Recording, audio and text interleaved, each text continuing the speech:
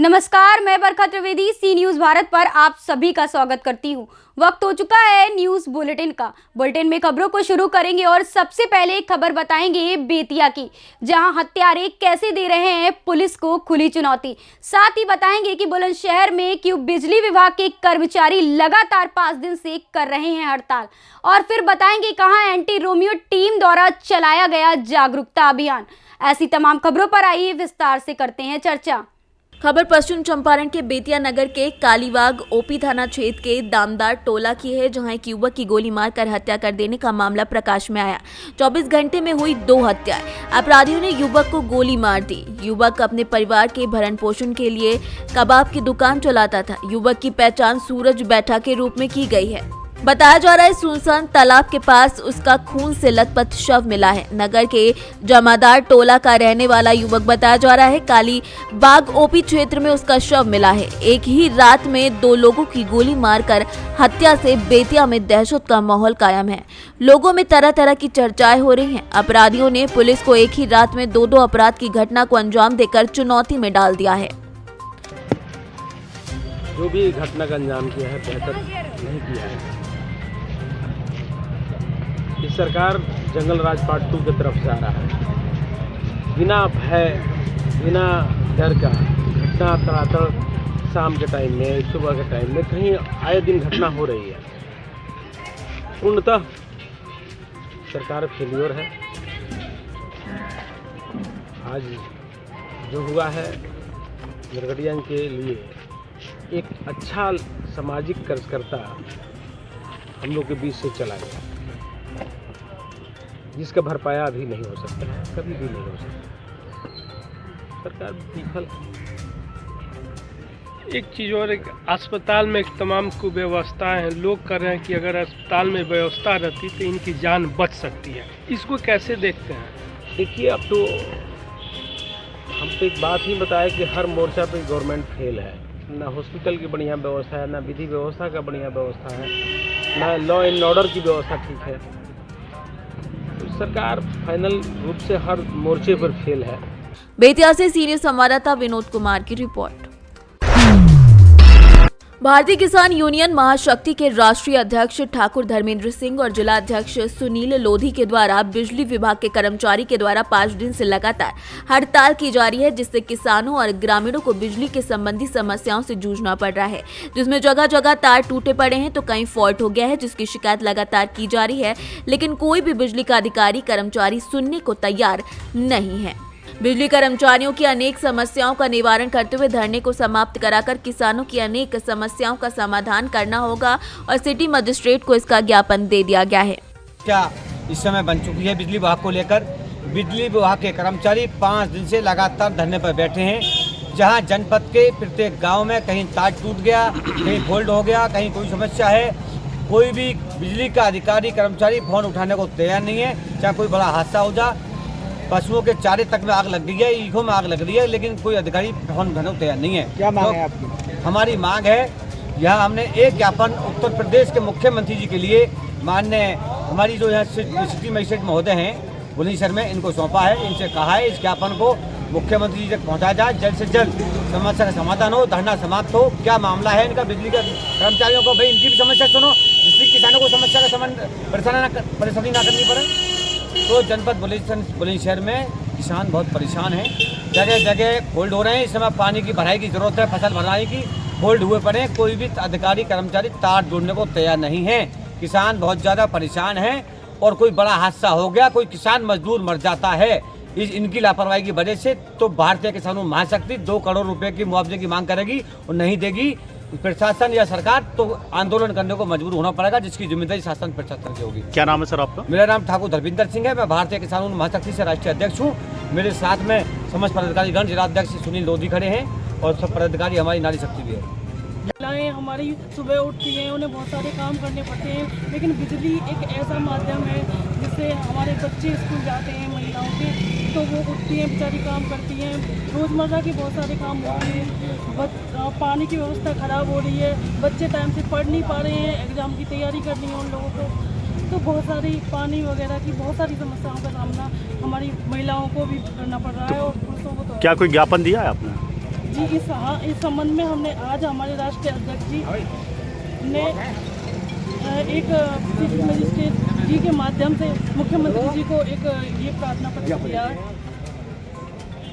क्या नाम है आपका? ठाकुर रचना सोलंकी। बुलंदशहर से सीनियर संवाददाता नितिन सिंह राजपूत की रिपोर्ट। खबर रेवाड़ी से है। प्रदेश सरकार हर क्षेत्र में महिलाओं की ज्यादा से ज्यादा भागीदारी सुनिश्चित करने के लिए काम कर रहा है, जिसका नतीजा ये निकला कि अब गांव की छोटी सरकार में भी महिलाओं की जिम्मेदारियां बढ़ती हुई नजर आ रही हैं। और इसी कड़ी में जिला रेवाड़ी के गांव बिहारीपुर में भी हाल में ही विजेता 5 पंचों और सरपंचों का ऑनलाइन शपथ समारोह आयोजित हुआ, जिसमें सभी को पद और गोपनीयता की शपथ दिलवाई गई। बिहारीपुर से सरपंच पद की शपथ लेने के बाद पूनम यादव ने कहा कि जिस विश्वास और भरोसे से ग्रामवासियों ने इन्हें भारी बहुमत से जिताकर सरपंच पद से नवाजा है, वो उनके विश्वास और भरोसे को टूटने नहीं देंगी। पूरा कार्यक्रम क्या रहा? आज मैंने शपथ ली व सरपंच का कार्यभार संभाला है। आपकी जिम्मेदारी क्या रही? मेरे ग्रामवासियों ने जो मुझ पर विश्वास करके भारी मतों से जिताया है, मैं उसका भरोसा टूटने नहीं दूंगी। जो भी काम है, जैसे नाली, पानी, बिजली, गंदगी, सड़क आदि से संबंधित कार्य जो रुके हुए हैं, उसको पूरा करने का प्रयास करूंगी। अगर मेरे संज्ञान में जो कार्य नहीं है वो मुझे ग्रामवासी याद दिलाए, मैं उसका ज़रूर पूरा करूंगी। साथ ही मैं अपना मोबाइल नंबर भी दे रही हूँ, जब भी ज़रूरत होगी मैं तुरंत हाजिर रहूँगी। मैं ग्रामवासियों का विश्वास टूटने नहीं दूंगी। मैं ग्रामवासियों का तहे दिल से धन्यवाद करती हूँ। धन्यवाद। हरियाणा से सीनियर संवाददाता चैन सिंह की रिपोर्ट। बारियातू थाना क्षेत्र के सिबला ग्राम के समीप बाइक अनियंत्रित होकर पलट गई, जिससे एक युवक घायल हो गया। मिली जानकारी के मुताबिक घायल युवक संजय गंजू, जिसकी उम्र 28 साल है, बताई जा रही है। वो बाइक पर सवार होकर गोनिया अपनी ससुराल गया हुआ था। इसके बाद वो अपने घर चमातू लौट रहा था। इसी दौरान भाट चतरा के समीप अनियंत्रित होकर बाइक पलट गई, जिससे युवक घायल हो गया। जिसके बाद घायल युवक को आसपास के ग्रामीणों ने सामुदायिक स्वास्थ्य केंद्र लाया, जहाँ चिकित्सक पुरुषोत्तम कुमार के द्वारा प्राथमिक उपचार किया गया। तो वहीं स्थिति गंभीर देखते हुए चिकित्सक के द्वारा घायल युवक को रांची रिम्स रेफर कर दिया गया है। बालूमाथ से सीनियर संवाददाता मोहम्मद अरबाज की रिपोर्ट। महाराजगंज जनपद के कोल्होई थाना क्षेत्र में स्थित कैनफ्लाउंड एकेडमी रुद्रपुर विश्वनाथ में मिशन शक्ति के अंतर्गत थाना अध्यक्ष अभिषेक सिंह और उप निरीक्षक संदीप यादव, हेड कांस्टेबल अरविंद राय और उनके anti Romeo team Priyanka Yadav, Neetu Gupta के द्वारा बच्चों को जागरूक किया गया और हेल्पलाइन नंबर के विषय में भी अवगत कराया गया। मैडम, आपके स्कूल कैनफोन में आज एंटी रोमियो स्क्वाड की तरफ से कुछ लड़कियों को जागरूकता अभियान किया गया है, जागरूक किया गया है, उसके बारे में आपका क्या कहना है? आज मिशन शक्ति के अंतर्गत कुल की ध्यानाध्यक्ष महोदय एवं उनके साथ एंटी रोमियो टीम आया है हमारे संस्था पर, और लड़कियों को जो हेल्पलाइन है उसके बारे में जागरूक किया है। उन्होंने बहुत अच्छा बात किया है, क्योंकि आज के टाइम में लड़कियों को स्ट्रॉन्ग रहना बहुत ज़रूरत है। तो उसके लिए ये हेल्पलाइन बहुत मदद करेंगे उनको। तो उन्हें काफ़ी नंबर्स दे दिया है, तो लड़कियों को नोट भी करवाया है। आगे जाकर के उनको ये चीज़ कोई भी दिक्कत परेशानी होगा तो ये हेल्पलाइन उनको मदद करेंगे। धन्यवाद। महाराजगंज से सीनियर संवाददाता अंगद शर्मा की रिपोर्ट। आज जिलाधिकारी विशाल भारद्वाज और पुलिस अधीक्षक आजमगढ़ अनुराग आर्य द्वारा तहसील मेहनगर में संपूर्ण समाधान दिवस पर जनता की समस्याओं के निस्तारण के लिए संबंधित अधिकारियों को मौके पर जाकर शिकायतों की तत्काल, निष्पक्ष और न्यायोचित जांच कर विधिक निस्तारण सुनिश्चित करने के दिशा निर्देश दिए गए। आजमगढ़ से सीनियर संवाददाता हिमांशु वर्मा की रिपोर्ट। खबर बेमेतरा से है, जहां बेमेतरा जिले में बहुत ही सही ढंग से सुचारू रूप से धान खरीदी हो रही है। सही व्यवस्था, रख रखाव के बाद बहुत अच्छे से सेवा सहकारी समिति में ये काम हो रहा है और परिवहन भी लगातार हो रहा है। ऐसा ही बेरला जनपद पंचायत क्षेत्र देवरबीजा में संचालित सेवा सहकारी समिति में 1 नवंबर से धान खरीदी की शुरुआत हुई थी, जो 1 दिसंबर तक 1 माह बहुत अच्छे से सुचारू रूप से धान खरीदी की गई। देवरबीजा समिति प्रबंधक जीवन सिंह ठाकुर ने बताया, पंजीकृत किसान 597 और टोटल 11 गांव के किसान लाभान्वित हो रहे हैं। इसी के साथ बता दें कि कलेक्टर जितेंद्र कुमार शुक्ला ने धान उपार्जन केंद्र के समस्त समिति प्रबंधकों को ऑनलाइन टोकन जारी करने के संबंध में किसानों से बातचीत कर इसकी जानकारी देने को कहा। साथ ही समिति प्रबंधकों को निर्देश दिए कि किसानों के द्वारा लाए गए धान का आर्द्रता मापी यंत्र से धान की नापी का पता करें, उसके बाद ही पलटी कर ढेरी लगाकर तौल कराएं और किसानों को कोई परेशानी न हो, इस बात का ध्यान जरूर रखें। बेमेतरा से सी न्यूज़ संवाददाता संजू जैन की रिपोर्ट। खबर बुलंदशहर से, जो निकाय चुनाव की तैयारी में जुटी सरकारी मशीनरी। बुलंदशहर डीएम और एसएसपी ने पुलिस और प्रशासनिक अमले के साथ अति संवेदनशील बूथों का निरीक्षण किया। मतदाता बूथों पर डीएम एसएसपी ने शौचालय, पेयजल और रैंप आदि की व्यवस्थाओं का जायजा लिया। बुलंदशहर नगर पालिका परिषद क्षेत्र के ऊपरकोट स्थित मतदाता बूथों का निरीक्षण भी किया। चुनाव को लेकर किस तरीके की कानून व्यवस्था की सर भरोसा था? देखिए, यहाँ बुलंदशहर जनपद में विभिन्न नगर निकाय में जहाँ कहीं भी पोलिंग सेंटर्स बने हैं, इन सभी का संयुक्त रूप से भ्रमण किया जा रहा है। साथ ही साथ संवेदनशीलता के आधार पर अलग अलग बूथों का विभाजन किया जा रहा है, जिस हिसाब से पर्याप्त पुलिस व्यवस्था इसमें सुनिश्चित की जाएगी। साथ ही साथ ऐसे लोग जो कि चुनाव के समय लॉ एंड ऑर्डर प्रभावित कर सकते हैं, उनको चिन्हित करके उनके विरुद्ध निरोधात्मक कार्रवाई तथा उनकी सतत निगरानी सुनिश्चित करवाई जा रही है। जो असामाजिक तत्व है सर, उनको भी चिन्हित किया जा रहा है। जैसा मैंने बताया कि ऐसे कुछ आपराधिक तत्व या अन्य जो कि सोशल मीडिया या अन्य माध्यम से कुछ भ्रामक खबर या फिर कुछ आपत्तिजनक टिप्पणी इत्यादि कर सकते हैं, इन सब को भी हम लोग चिन्हित कर रहे हैं, उनकी निगरानी रख रहे हैं और उनके विरुद्ध कठोर कार्रवाई भी सुनिश्चित की जाएगी। बच्चे जो है पर्याप्त मात्रा में यहाँ आ रहे हैं और एडमिशन भी न्यू बढ़ गए हैं इसमें।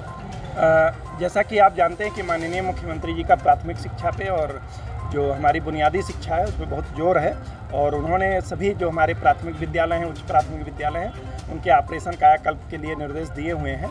ये ऊपरकोट का विद्यालय है और सबसे ऊंचाई पे बसा हुआ विद्यालय है। ये काफ़ी ख़राब हालत में था।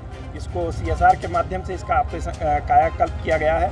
आप स्वयं देख रहे होंगे विद्यालयों में चारों तरफ से जाली लगाई गई हैं, बच्चों को बैठने के लिए कुर्सी मेज आदि की व्यवस्था की गई है और भी अन्य पैरामीटर में, चाहे पंखा लगना हो, बिजली लगना हो, टॉयलेट की व्यवस्था करना है बच्चियों के लिए, वो सारी व्यवस्था इस विद्यालय में की गई है और आप स्वयं देख सकते हैं कि ये विद्यालय किस स्थिति में है। बुलंदशहर से सी न्यूज़ संवाददाता नितिन सिंह राजपूत की रिपोर्ट। ज्वालेसर रोड पर स्थित अवागढ़ पब्लिक स्कूल में वाद विवाद प्रतियोगिता का आयोजन किया गया। ये प्रतियोगिता कक्षा 9 से 12 के विद्यार्थियों के बीच कराई गई। वाद विवाद प्रतियोगिता का विषय नई शिक्षा प्रणाली 2022 और पाठ्यक्रम में शारीरिक शिक्षा और नैतिक शिक्षा होना जरूरी या नहीं, ये विषय रहे। इस प्रतियोगिता में सीनियर वर्ग में सचिन कुमार, मोनिका सिंह, गगन रघुवंशी और जूनियर वर्ग में अजय यादव विजय रहे। वाद विवाद प्रतियोगिता में सीनियर वर्ग से रुद्र प्रताप, अक्षय जैन, अतुल कुशवाहा, कुनकुन वर्मा, अर्पित और जूनियर वर्ग से आकाश कुमार, मानव गुप्ता ने भाग लिया। प्रधानाचार्य LK रावत ने बताया कि वाद विवाद उचित निर्णय लेने के लिए बहुत जरूरी है। इस प्रतियोगिता के दौरान ब्रजेश उपाध्याय, शशि भूकरशर, DK मिश्रा समेत कई अध्यापक उपस्थित रहे। जालेसर से सी न्यूज़ संवाददाता राघवेंद्र गरिया की रिपोर्ट। उज्जैन कलेक्टर आशीष जैन के दिशा निर्देश के बाद खाचरौद में अतिक्रमण हटाओ कार्यवाही की शुरुआत नए बस स्टैंड स्थित शासकीय गोचर भूमि 446 से की गई। यहां 6 साल से लगी गुमटियों को शासन प्रशासन ने कार्यवाही करते हुए हटवाया। बड़े अतिक्रमण पर करना होगा इंतजार। गौरतलब है कि शासकीय 446 गोचर भूमि पर बड़े रसूखदार ने कब्जा कर रखा है, जिसके संबंध में जांच विचाराधीन है। बड़े अतिक्रमण पर कार्यवाही को लेकर पूछे गए सवाल पर तहसीलदार दिवाकर सुलिया ने कहा कि जितनी भी शासकीय भूमि पर अतिक्रमण है, उन सभी को अतिक्रमण मुक्त कराया जाएगा। जो भी शासकीय भूमि पे अतिक्रमण रहेगा उसको हटाएंगे। अगला प्रशासन का क्या कदम है सर? जिस प्रकार से आज शासकीय गोचर भूमि 486 पे जो अस्थायी कब्जे हैं पिछले 10 वर्षों से जमे हुए थे सर, प्रशासन ने आज हटाए हैं। इसी प्रकार की बड़ी बड़ी बिल्डिंगें भी सर यहाँ पे शासकीय भूमि पर देखी जा रही है सर, क्या उनके ऊपर क्या कार्रवाई रहेगी? उन पे भी कार्रवाई नियमानुसार कार्रवाई की जाएगी। जो भी शासकीय भूमि पे अतिक्रमण रहेगा उसको हटाने के नियमानुसार कार्रवाई की जाएगी। जनता को क्या संदेश रहेगा सर? जनता जो है अतिक्रमण ना करें शासकीय भूमि पे, तो जो भी रहेगा व्यवस्थित, जो नगर पालिका व्यवस्थित रूप से जो भी योजना बना के उनका दुकान वगैरह जो भी बना के देगी वो बना के देगी। अननेसेसरी जो है कब्जा ना करें और ट्रैफिक व्यवस्था जो है एकदम सुचारू रूप से बनाए रखें। सर रोड पे जो है अतिक्रमण हो जाता है तो जो है आने जाने में और एक्सीडेंट बढ़ जाते हैं इससे।